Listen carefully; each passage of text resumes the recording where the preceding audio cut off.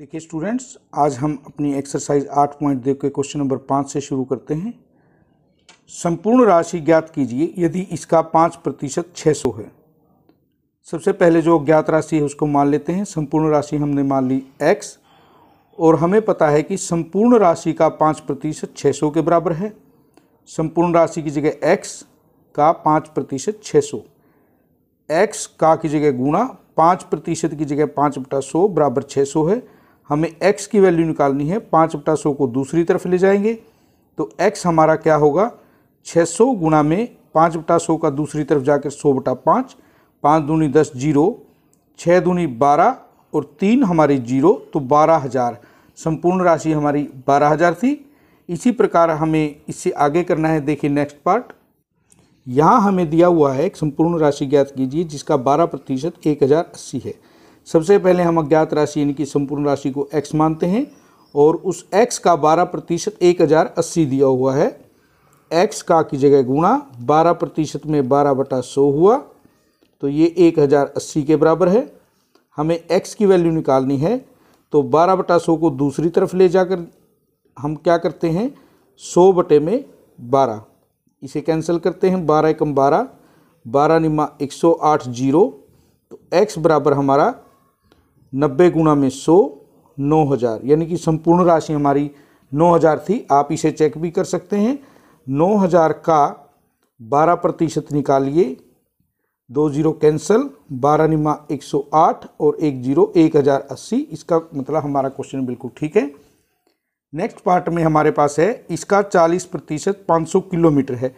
अब की बार हमारे पास इकाई भी दी हुई है, इसीलिए हम संपूर्ण राशि को x किलोमीटर मान लेंगे।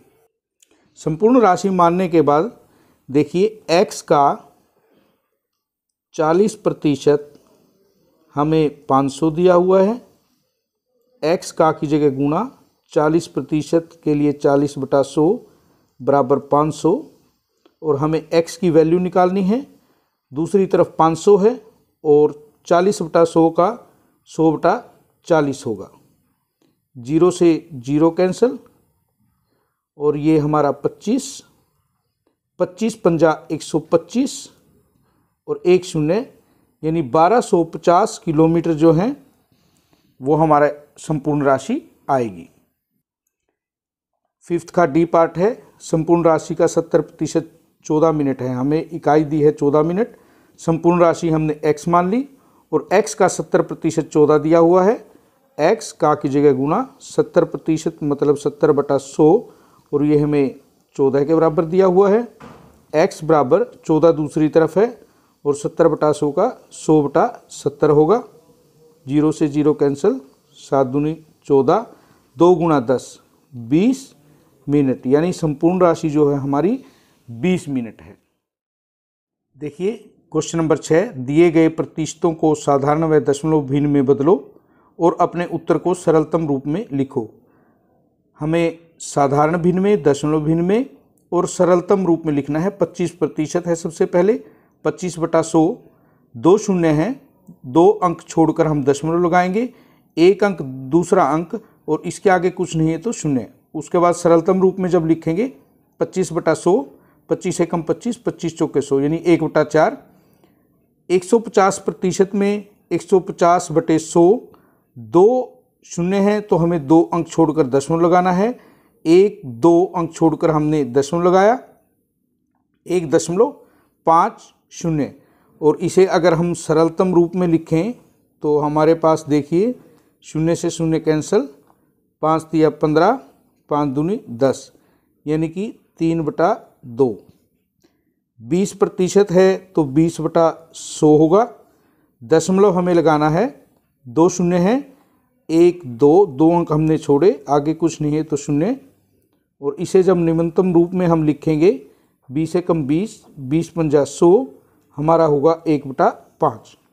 5% के लिए 5/100 यानी 100 में से 5 हैं। उसके बाद दशमलव हमें लगाना है, 1-2 अंक हमें छोड़ने हैं क्योंकि यहाँ पर 2 शून्य हैं, आगे हम शून्य लगाएंगे। उसके बाद निम्नतम रूप में जब हम इसको लिखेंगे या सरलतम रूप में, 5 दूनी 10 जीरो, यानी 1/20।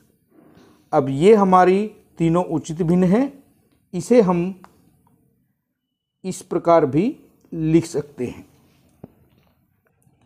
नेक्स्ट में हमें दिया हुआ है क्वेश्चन नंबर 7 में, ए नगर में 30% महिलाएं, 40% पुरुष तथा शेष बच्चे हैं। बच्चों का प्रतिशत कितना है?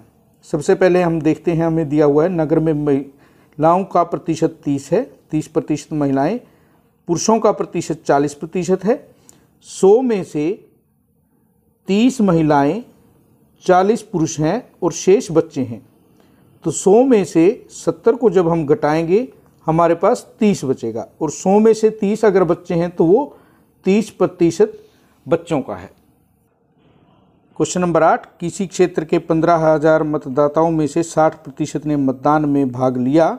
ज्ञात कीजिए कि कितने प्रतिशत ने मतदान में भाग नहीं लिया। क्या अब ज्ञात कर सकते हैं कि वास्तव में कितने मतदाताओं ने मतदान नहीं किया? हमें जो पहले दिया हुआ है वो लिखते हैं। कुल मतदाता हमारे पास 15,000 हैं।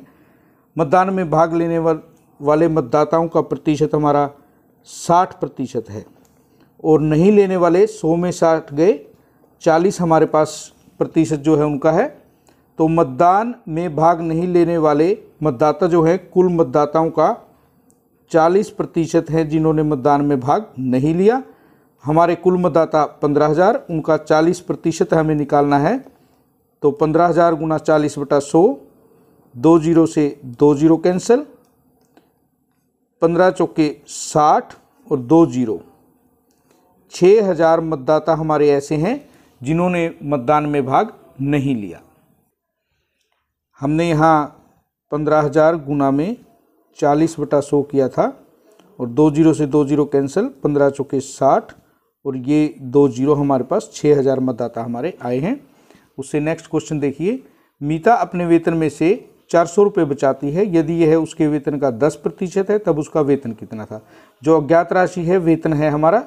हम मान लेते हैं कि मीना का वेतन x रुपये, और उसके बाद इसकी जो बचत है, मीता की बचत 400 रुपये है, बचत का प्रतिशत 10% है।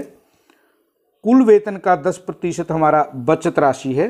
हम उसको किस प्रकार करेंगे? कुल वेतन x का 10% यानी 10/100, और बचत राशि हमारी 400। हमें x की वैल्यू निकालनी है 400, दूसरी तरफ जाकर 100/10 हो जाएगा, और 10 की ये 0 से 0 कैंसिल, और हमारे पास 400 गुणा में 10, 4,000 रुपये इसका आंसर आएगा। यानी मीता के पास जो वेतन है वो 4,000 है। हम इसको चेक कर सकते हैं।